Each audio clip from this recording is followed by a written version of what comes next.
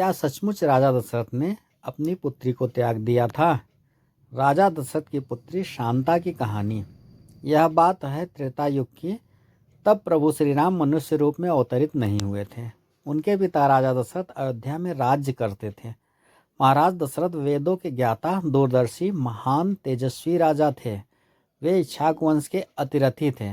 अतिरथी वह योद्धा होते हैं जो एक साथ 10,000 महारथियों के साथ अकेले युद्ध करने में समर्थ होते हैं। राजा दशरथ के राज्य का वैभव एवं प्रतिष्ठा दूर दूर तक फैली थी। धर्म, अर्थ एवं सारी सुविधाओं से पूर्ण राज्य अयोध्या के नागरिक सुखपूर्वक अपना जीवन यापन करते थे। महाराज दशरथ के अनन्य मित्र थे अंग देश के राजा रोमपाद। महाराज दशरथ एवं अंगराज रोमपाद बाल्यकाल के मित्र थे।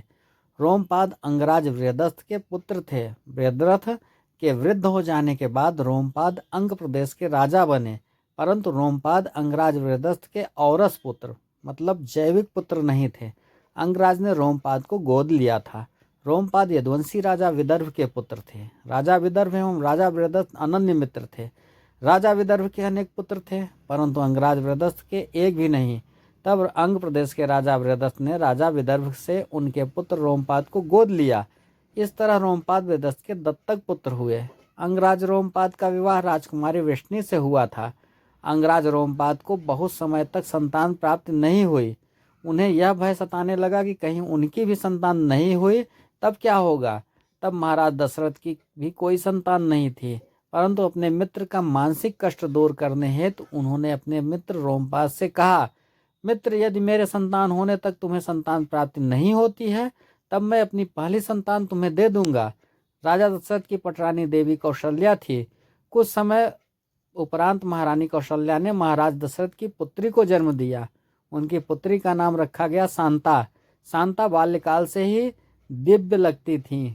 उनके माता पिता उनसे अत्यधिक प्रेम करते थे। अंगराज रोमपाद को भी इस समाचार का पता चला। अंगराज रोमपाद अपने मित्र से मिलने चले आए।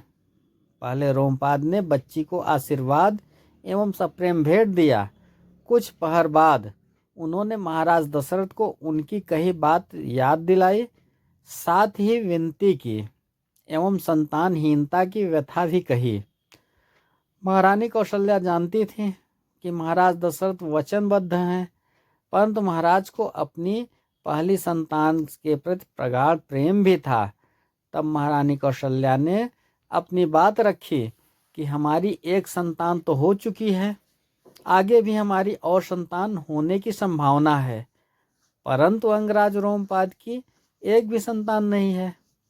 क्या पता उन्हें संतान होने की संभावना है या नहीं। हमारी पुत्री हमारा हृदय है। महारानी आगे कहती हैं, वहीं दूसरी ओर अंगराज रोमपाद आपके भ्राता तुल्य मित्र हैं। वे शांता से अत्यंत प्रेम भी करते हैं।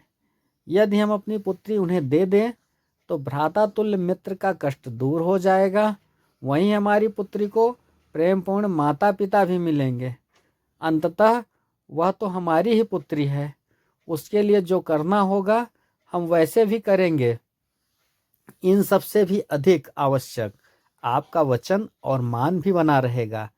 महारानी कौशल्या की बात सुनकर राजा दशरथ ने अपनी पुत्री शांता को अंगराज रोमपाद को पुत्री स्वरूप में सौंप दिया। शांता को पुत्री के रूप में पाकर अंगराज रोमपाद अति प्रसन्न हुए।